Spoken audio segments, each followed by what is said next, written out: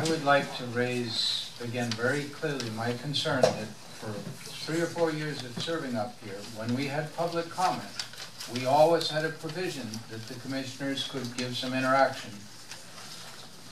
to the comments that were made. I've got a motion on the floor right now, Commissioner Floyd. You didn't leave me any time to put that in, and I think we need to address this. And I feel very uncomfortable that we are, you know, taking public comment, and we are. I've got a motion on the floor. Let's finish this motion. I've got a motion, and do I have a second? Second. Second. All those in favor? Aye. Aye. All those opposed? Motion carries unanimously. I don't know what your word, so much more. Can I address this outside of, there's no agenda item for this? So we just brought up in the middle of a meeting, it's completely inappropriate. City Attorney? We'll go to the attorney on that one. I think you could always discuss anything you wanted. Would have been better a little bit earlier, but if you wanted that discussion, you could, or you could agenda it for next meeting. And say, let's discuss. We'll bring it to the next meeting for an agenda item if that's okay with you.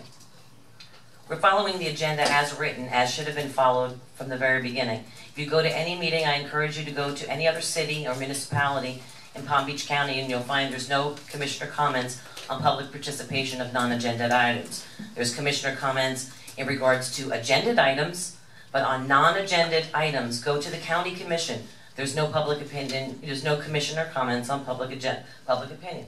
Go to Lantana, go to West Palm Beach, go to Riviera Beach, go to Green Acres, go online and look at theirs. There's no commissioner comments on public participation of non-agenda items. Commissioners can always comment on the agenda items. Okay, so we'll bring it back as an agenda item, and I'd love to have this discussion then. So right now we're following the law, which is the agenda item, which is what we're looking at, and we're following the agenda. Or go to Lake Worth, where we managed to do it quite well for a number of years. Thank you, sir.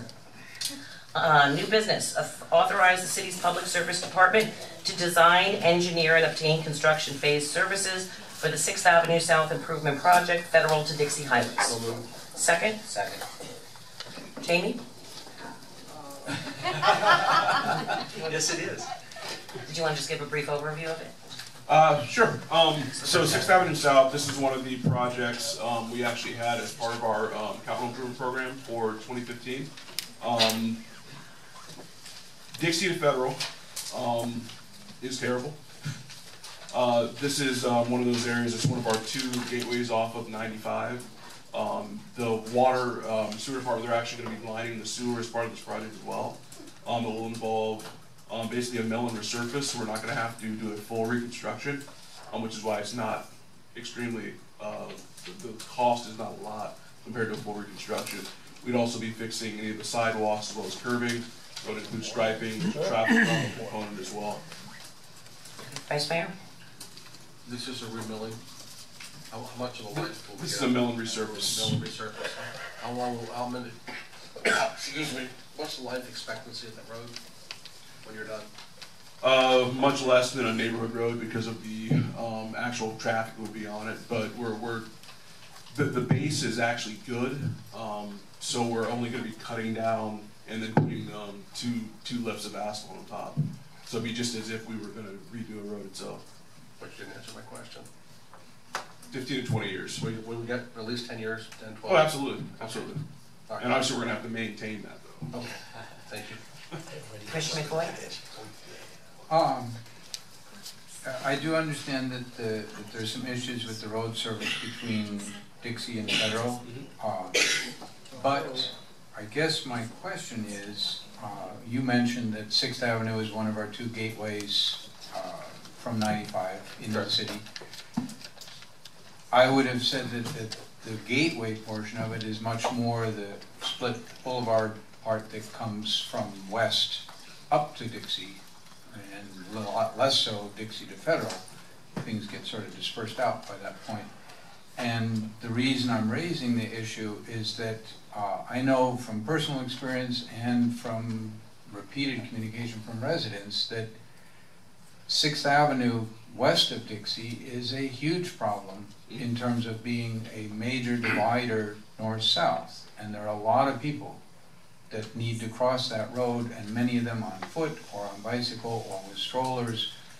And I'm very concerned about our liability if something happens on that. And obviously not just about our liability, but I'm concerned for the safety of residents. And it's not an apples to apples, but in terms of prioritizing our resources and what we put energy into, if we're not tearing up the road between Dixie and Federal because we're doing something underneath it, which it sounds to me like we're not for the most part, we're doing a relining which doesn't involve tearing it up, then I guess, you know, to me it feels more urgent to do something on 6th Avenue between, basically between 95 or A Street and Dixie. Jamie, isn't that FDOT? Now, keep in mind, that is DOT. That's They done. do own the road up from 95 all the way to Dixie, and the city takes over Dixie heading eastbound. So we I understand that, but believe me, when somebody comes in here and something happens to their child, or their animals, or their elderly parents, or whatever, I don't want to be the one saying, you know, we're very sorry that this happened, but that's FDOT, not our problem. I don't want to be in that situation. It's too much. I mean, there's no stoplight. The only stoplight is at A Street and at Dixie.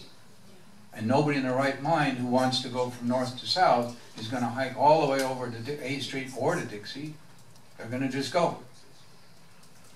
And we've done nothing. And maybe it's FDOT. I'm sure it is. I don't dispute that. But it's our city. And it's our residents that are at risk at it. So I will go ahead and support doing something with Dixie to Federal, but I won't do it until there's some commitment from my fellow commissioners and staff that, you know, within a pretty short period of time, we figure out something that we're going to do about that. Now, when we were doing the 7th Avenue South, when we were having conversations on that, and we I switched raised it at that time too. if you recall, we had an audit that DOT had done on 6th Avenue South, where they had addressed a few different issues as far as sidewalk and other things. But some of the things that came up were like crosswalk. Someone had mentioned maybe doing some type of, I think it was an electric walkway or something, like somewhere near the actual railroad crossing, but it was too close in proximity to the crossing itself. I can forward that to each one of you guys if you would like to see that audit they did on 6th South. They have done striping, updated striping, and did some of the, I think there were the plastic barriers they put up. They've done a few things on 6 based on that audit, but as far as any type of crosswalk or anything, that was not part of their audit process. And then another issue that came up was the intersection right there at A Street and 6th. If you're heading westbound on 6th Avenue South, when you come across that little crest there were a lot of accidents. So they had all the accident data as part of that audit as well, right there at the intersection. They looked at doing something with the timing of the light there. But in order to, I guess, completely alleviate that situation, you'd have to fix the elevation right there at A, and they're just not willing to put that type of money into that road right now. If I could just step in for a second, because that was something that was addressed in the strategic plans through the MPO, because 6th Avenue's been brought up. They approved the 10th, but not the 6th Avenue. There's something, I think that maybe there is some way that we can create a commissioner request, you know, just to talk about that. I know that it's data, and I know that FDOT's not gonna do anything because if their data doesn't tell them that it's worth the investment, we need to tell them as a community that it's worth the investment, and bring up those statistics about the accidents in that area specifically, or coming up with some solution. And we'll need you guys to come out, if you're interested in doing it, and come out and go to those meetings when we plan those road projects, because I know what you're saying. I agree with you on 6th Avenue. I think it's a death trap over there, and something has to be done. It's so inconsistent in so many places, and there's no way to cross that vast, you know, it's not even that big, but it's very, it's dangerous in so many different places. So if we could maybe come up with, if you would all want to meet, you know, individually with Jamie or with the city manager, and see if we can't, Glenn, I don't know, create some sort of document that this is a priority for the city, that this needs to get done from a safety standpoint, and put together what evidence we have locally and combine it with their stuff to say that this, it may not seem to be through that, but as a community, maybe get signatures of people that live in that area too, that we can add to the, but send a report to them to Well, show that it's important. and thank you, Mayor, for raising that, because it is, I mean, there's two issues. The one that Jamie raised of the raise in the, you know, it's the old coastal ridge, it's about B and C, and coming over that, people tend to get going, and then they bang onto A Street. So that's one issue. I don't know whether, you know, it makes sense to dig out the ridge. Now you got a valley going through, that's another problem. But I'm more concerned, I recognize that concern, but I'm just concerned that in that part of our city, both north and south of 6th Avenue, we have a lot of traffic that's not vehicles. And those people need to get north and south. And a lot of them are kids relating to schools. And I've done it on the bike, you know, many times. And on a bike, you got a fighting chance of it because you can get some speed up, but you can, you know, kind of work your way into the traffic and then get across. You can't do that with a stroller. You can't do that on foot. And there's nothing. So I don't care what FDOT's data says, because FDOT doesn't collect data on, they don't have any measurements for foot traffic, so they're not interested in it, but we should be. And it's a nice idea, Mayor, to say that we should get signatures, but you're gonna have many people who are just outside of that whole life and community. We need to look out for them before something bad happens. Unfortunately, it's FDOT. That's what I'm saying. We have to go to, Well, we have to we need petition to lean on MPO, we have to petition, we have to do the ways in which we need to go to the organization. That's a county road, isn't it? It's county. It's county? It's not just state. Palm County, sir. Yeah, it's actually Palm Beach County. We've That's been it. working with Oh. on some of these issues. We probably know some Paid folks out. in the county. It's still the same difficulty in dealing with the Green Book standards, because they use the same That's thing exactly for right. distances on intersections and all the maddening things that engineers come up with. It's the same thing on US 1. I mean, we have a lot of traffic, foot traffic on US 1 in Lake Lucerne. Going in and somehow compelling them to do something outside of their standards is tough. If there is solutions that are an issue of money, that's another issue, and we can pursue that. Probably easier with the county than the state. So I think You just said Don, so I was thinking it was. yeah, I apologize for not correcting. Yeah, I was thinking Dixie Federal. I'm sorry. But, yeah, but I What decided I we'll do could is, get that. is I'll circle back with staff and, Okay. and we'll report back on some possible activities and actions that we can take. Especially with it being a Yeah. school in that, right in that Understood. area, that could be the catalyst. Correct. Yeah. Thank you. I can send that audit out as well, just so Okay. everyone's up to speed on it. Thank you. Thank you. Commissioner Person? I agree, and Jamie and I had this conversation a couple times, and Jamie, tell me, go back to Dixie and Federal, between Dixie and Federal on 6th, are you going to be able to put a couple of, for lack of a better word, like we did on the greenways, the crosswalks, the painted crosswalks? The plan is to have crosswalks running across 6 as well as traffic calming. There will be a traffic calming component, but you know, this item, we're just looking to actually start the design work, to get the okay from you guys to actually begin the design work. So obviously we'll be coming back once that's gotten to a certain phase, and we'll have more answers as far as exactly what we would be doing for traffic calming and locations for crosswalks and everything else. And even some of those, as we move forward with west of Dixie Highway, because I've heard where we put the greenways in, the neighbors really thanked us for just that extra striping, because it slows people down, it helps the kids get across. So, you know, even if we can look at some of that, because I know the studies, I saw the studies come back, and you know, that you too close to the train tracks, can't have another stoplight because it's too far away. You know, there's certain rules and regulations that they follow, but there's got to be something we can do. Thank you. Commissioner Meyer? Hello. I just wanted to chime in and say, yes, I also think that crossing is an issue on 6th Avenue southwest of Dixie. At the same time, I think this is a very exciting project. This is in my neighborhood, or it's the dividing line between my neighborhood and Pineapple Beach. Also, the mayor, you were mentioning a school. Are you talking about South Grade? So this project is happening, you know, inches away from South Grade School, not in tree cover when you are west of Dixie and you're driving into tree cover. So until you cross over Dixie and are on that portion of 6th Avenue South, you really can't see. So people are coming in there very quickly, and then you have a line of school children crossing. So if they're in the design process, there is a way to add some sort of crossing element there. I think that would be really crucial. I had a question. Commissioner Maxwell mentioned or questioned how long this street would last. I see here in the backup that you talk about removing and replacing failed portions of the sidewalk. I'm wondering, is your expected life of that sidewalk about the expected life of the street?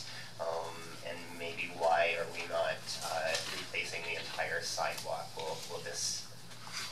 Well, it's a financial decision. On a lot of complete roadway projects we're looking at doing, we're not just doing roads, we're also going to be addressing sidewalk and curbing, whereas in the past they would just do the road and kind of leave the curbing and sidewalk as is, which is why we have so many different situations in the city. But if we have stretches of sidewalk that are actually opening up the sidewalk unnecessarily.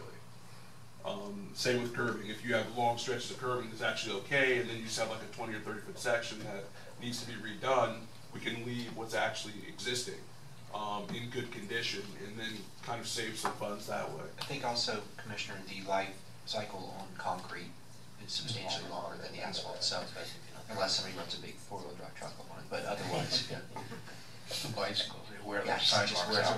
yeah, I think to your point, it'll outlast the roadway if it's done properly, so it should be in good stead. Excellent. And just last thing, just a comment as we enter into hurricane season and as we go into the design process of this project, that we would include hurricane hardening in the design work as well. So, thank you very much. And real quick, just your point as far as that is a school area, and there's school crossings there. Signage will be upgraded as well too. That's part of the project. Excellent. Good. So. Thank you. We have a motion and a second. We haven't done public comment. Loretta Sharp, followed by Yolanda. Loretta Sharp, North K Street. There's so many problems on 6th Avenue South, from Dixie to Federal, that it would take me hours to list them all. And one of the biggest problems is if you're trying to not go on Dixie, and you don't want to go on Federal, but you're coming from downtown. You cannot even see to pull on to 6th Avenue from K Street, from L Street. The bushes are right here, higher than my head. You cannot see. What happened to our 16-foot setbacks? We have a code that says every property will have a 16 set foot back. I'm surprised that a zillion kids haven't been killed on 6th Avenue South. And I drove it every day, twice a day, for 26 years. Thank you. Yes. And I don't look at this. Yolanda Sam.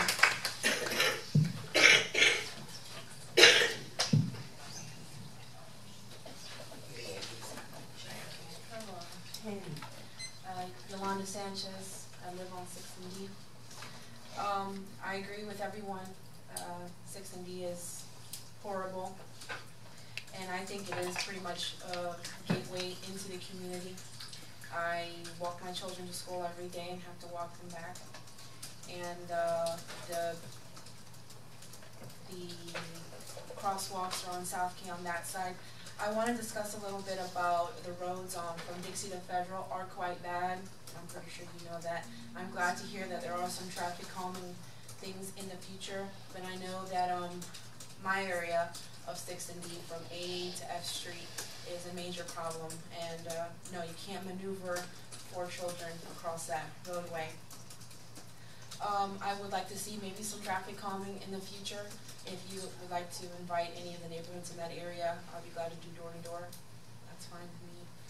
And another issue is that our streets in my area were not made for semi-trucks. And as you know, we have a lot of deliveries. And I've been fighting and arguing and emailing people. And most of the answers that I get is that there's not a city ordinance that prohibits these semi-trucks from speeding down our residential streets. And that really sucks, because I can't stop them. I have an ESC student, I have a child that gets door-to-door service, and I'm always afraid that semi-truck's gonna come and he's not gonna see him, or I'm not gonna be around, I'm not gonna be fast enough. Long story short, I'd like to see something happen in the future where we prohibit, where we actually make use of these no-through truck signs that we have on Lincoln Lucerne, or on the Lucerne side, and that we make them valid. I can't get PBSO to enforce them. Doesn't matter how many pictures I take of the semi-trucks. So I need your help on that. Thank you.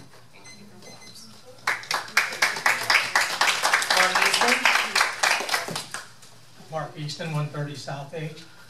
Somebody earlier asked if anybody remembers H.C. Pence. I remember that store. They used to call my dad and tell me to come get me out of there. I was in there for too long, not spending money. I remember 6th Avenue as a kid. I ride my bike through Lake Worth all the time. Never really had a problem crossing 6th Avenue. We didn't have as many cars at the time either. The speed limit was 25 miles an hour.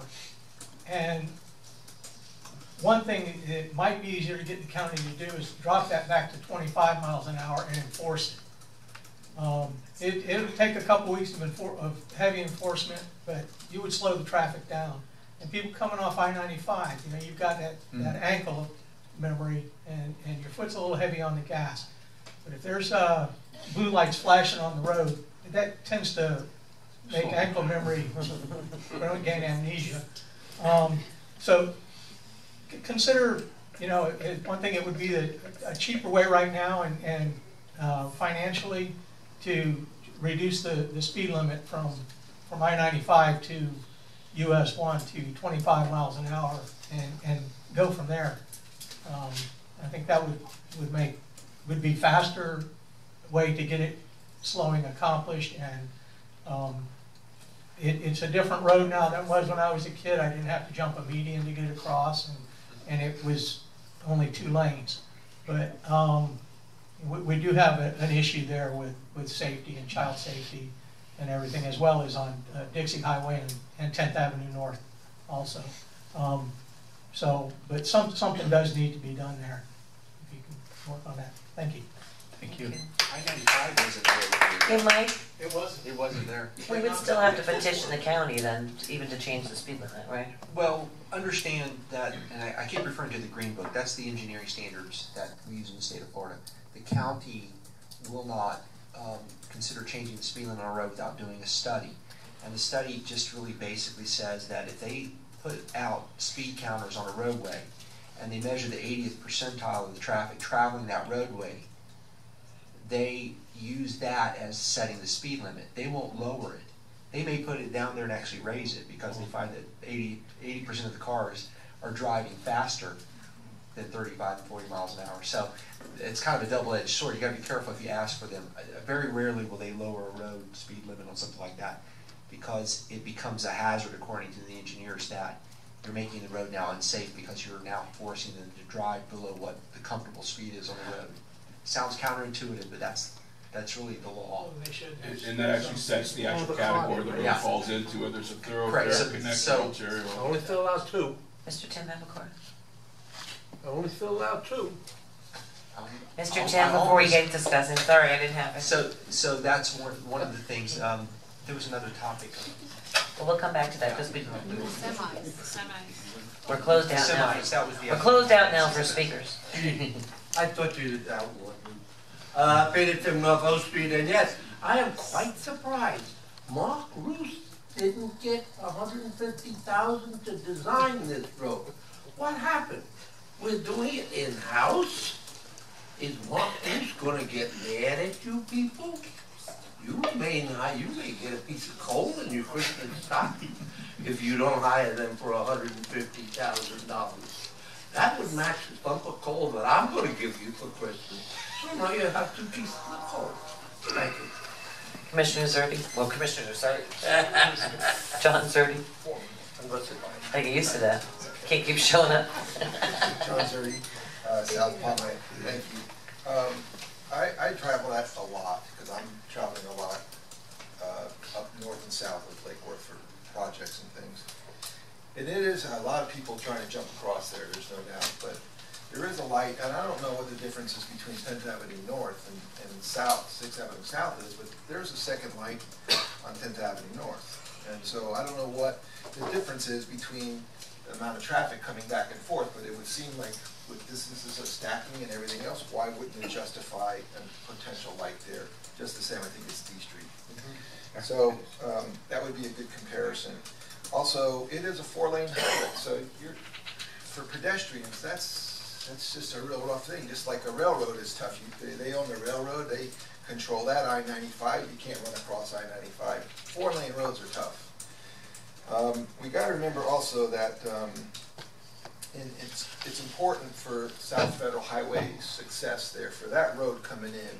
You know, we come in, it's nice, at least it's kept up nice. We get to that part, and I come home that way and go out that way almost every day, 2, 3, 4 times a day from Dixie to Federal.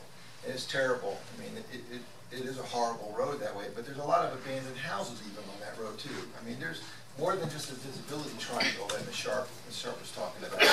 There's a lot of problems over there that we need to take care of. Also, I guess there's even garbage and dumpsters. And I would like to say again, please don't have dumpsters in residential areas picked up at 6 a.m. in the morning. I mean, it keeps on happening and keeps on happening. But that area there needs a lot more attention than just the road getting fixed up. And I would like to say that, I mean, that's something there I think we can handle a comparison between 10th and 6th. It's a real challenge to get people to go across there. I don't think it ever was meant for a pedestrian, but a light, eagle light would work, would help a lot. Thank you. Commissioner Mercer? Just real quick, I wanted to comment. Also, Jamie, as you're moving forward with that project, and I'll call it into code again, but try to identify, like Ms. Sharp said, on K, I call that one in all the time. Those are palm trees there, and they've been L fixed. Street's exception. L Street Yeah, and, you know, maybe as we do the design work and we move, you know, get code out there and have them move them back or something, because like Ms. Sharp says, you know, that's a big issue. And, you know, even with them cutting it, it's still. I'll get with Mark Woods or Code or William, because they deal with it from that standpoint. It's actually on the property, it's not in the city right away. And then maybe if we could look into John's thought pattern on why is there one on an extra light on 10th and not, and we can't do it on 6th. Commissioner? I do appreciate your knowledge, City Manager, on the